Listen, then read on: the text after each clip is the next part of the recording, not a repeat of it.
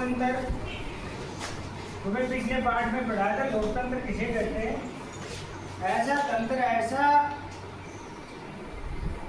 शासन जिसके अंदर लोगों की मंशा, लोगों का मत,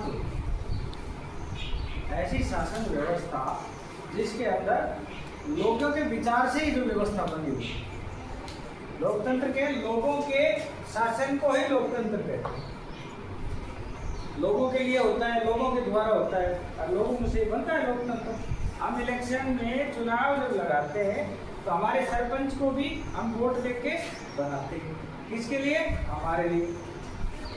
समझ गए? तो लोकतंत्र में लोगों की का विश्वास होता है कि ये हमारा ही शासन, लोगों के शासन को लोकतंत्र कहते हैं। लोगों के द्वारा शासन करना लोकतंत्र।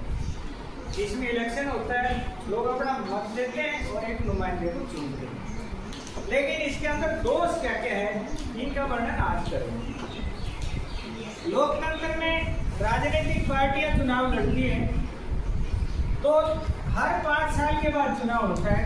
तो इसका मतलब लोकतंत्र में अस्थिरता, स्थिर नहीं है भाई। परमानेंट किसी पार्टी को हम चुनाव जिताते हैं 10 साल 20 साल के लिए रहे तो स्थिरता आएगी, स्टेबिलिटी नहीं है।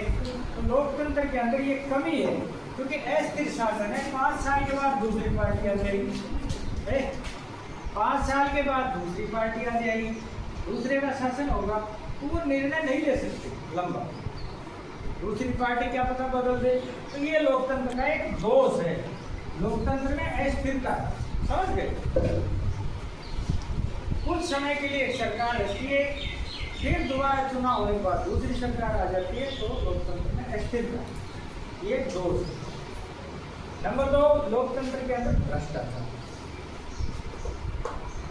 जब हम किसी को पावर दे देते हैं, ताकत दे देते हैं, शक्ति दे देते हैं, विधान बनाने की, रूल रेगुलेशन बनाने की, नियम बनाने की, हम इलेक्ट करके भेजते हैं मेंबर ऑफ पार्लियामेंट, संसद सदस्य पार्लियामेंट में जाते हैं, संसद के अंदर, और वो निर्णय लेते हैं। जो भी वो विधेयक बन जाता है, कानून बनाते हैं, वो चाहे देश हित में रहे चाहे ना रहे, लेकिन उनके अंदर एक शक्ति आ जाती है लोग। अब वो भ्रष्टाचार भी कर सकते हैं। वो अपने आदमियों को, अपनी पार्टी के लोगों को मनचाहा पद दे देते हैं, मनचाहे काम दे देते हैं, बड़े बड़े पदों पर सुशोभित कर देते हैं उनको। तो लोकतंत्र के अंदर क्या होता है? भ्रष्टाचार। क्या हो गया? ये भी